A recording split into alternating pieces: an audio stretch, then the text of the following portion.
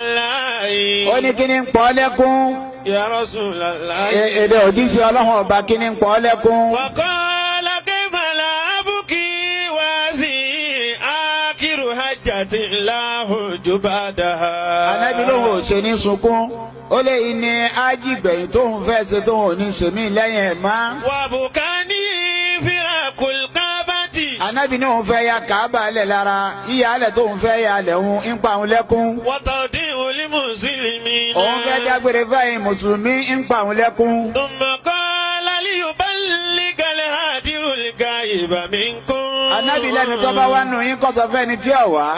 Inna masalakum kamasali warakin bila shawkin ila sab'imi'ati sanati. Ànábì ní tóun bá lọ tán àpèjúwe ẹ̀yin mùsùlùmí àpèjúwe ẹ̀yin mùmínì Ànábì lẹ́dà gẹ́gẹ́ bí ewé.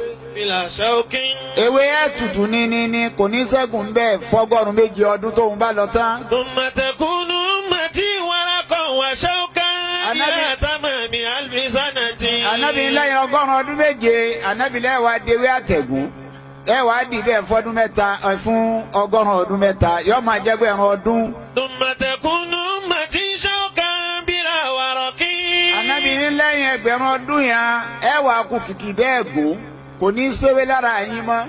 Ala tara fihi illa sultanan jahira. Ànábì ní tó bá dé àsìkò yẹn àwa nírẹ́ nìkan máa sòròtọ́ nàìjà yíra gbogbo àwọn aláṣẹ ìgbà náà ọ̀dàlẹ̀ ni wọ́n mọ olójoro ni wọ́n yà. Ọ̀gàníyàn bàkílá. Àwọn olówó ìgbà náà wọ́n wá ya ohun òní fẹ́ náwó mọ́. Àwọn àlìmọ̀ rọ̀gì bá fílímà. Gbogbo àwọn àfáà tí wọ́n bá wà gbà náà wọn ò ní wá màmá owó ni wọ́n máa lé. Àwọn àbìdán múrọ̀ ìyá. Gbogbo àwọn tí bá ń sin lọ́hùn gbà náà kárí mi ni wọ́n máa ṣe. Àwọn fàkìrọ̀ kẹ̀sì bá. Gbogbo àwọn tálákà gbà náà wọ́n wá dókùrọ̀ kàlú. Àwọn tájìrán fàjìrán. Gbogbo àwọn oníṣòwò gbà náà wọ́n wá ya kòkí. Àwọn sọ ní àǹkà iná.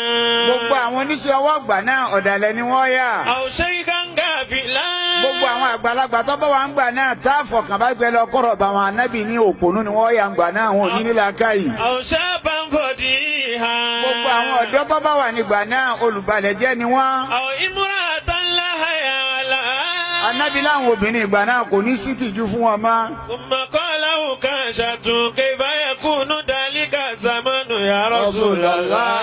Òkázà ni mo pèrè aláyé lọ́run. Báwo nígbà náà ti fẹ́ rí báwo ló ṣe wá fẹ́ burú já ètò rẹ̀ ànábì. Qala yakunu fi qawmun yusalluna wa yasumuna. Ànábì lásìkò yẹn kì í pa àwọn èèyàn ní kírun mọ́. Ẹ ra àwọn àjọ tí wọ́n máa kírun.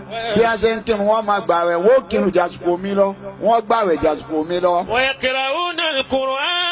Ànábì ni wọ́n máa ké Kùránì jàsùkò mi lọ. Wala yujawizu hanajirahum. Àmátìrún wọn àtàwẹ̀ wọn àti Kùránì wọn kò ní kọjá èjìká wọn. Dọ́dọ̀ kò ní kọjá abẹ kò lè dọ́dọ̀ Ọlọ́run ọba. Aqwalu ala minal asali. Ànábì lóhùn wọn agbọ́lóhùn tí wọ́n máa fọ̀ ń gbà náà yóò dùn yóò joyin lọ. Wa fa'alu antanu min ayatil basali. Àmọ́ sí ọwọ́ wọn yóò burú jáì òórùn sí ọwọ́ wọn yóò burú ju àlùbọ́sà ayù lọ. Qulubuhum muswaddatun bi amalihi. Ànábì lọ́kàn wọn wà dúdú yóò ti kí pẹ̀tà pẹ̀lú iṣẹ́ ọwọ́ wọn. Wa kabusa sarairuhum. Ànábì ní kọ̀kọ̀ wọn ò ní sẹ́ẹ̀rì ò lè bá wọn délé wọn dáńtà ni wọn ò ní dánlé. Wa qala ukashatu ma alamatu dalika ya Rasulullah.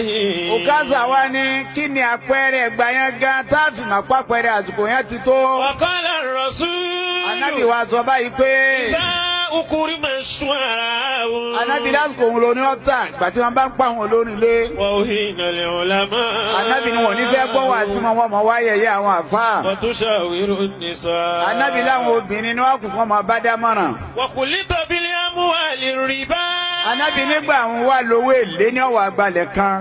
Yaj'aluna ad-dunya fawqa rusihim. Ànábì lásìkò òun ni wọ́n wá gbé ayé ni wọ́n wá gbèrú. Wal ilmu wal Qur'anu wara'a zuhurihim. Ànábì ní mímọ̀ àtàlùkùránì wọ́n wá sọ sẹ́yìn wọn wọ́n kẹ́yìn sí. Qad sara al-kishu faqi'atahum. Ànábì ní bíráìbù yà wá di nǹkan pápánu. Wa ghibatun nasi majalisatahum. Ká máa wá sọ̀rọ̀ àwọn èèyàn ní méjì méjì èyí ni ọ̀wà àgbàlẹ̀ kan. Yarfa'una al-aswata fil masajidi li hadisi dunya. Ànábì ní wọ́n máa wá gbóhùn sókè ní mọ́sálásí nítorí ọ̀rọ̀ ayé wọn sọ mọ́sálásí ìdílé kàǹpé. La yaryamuka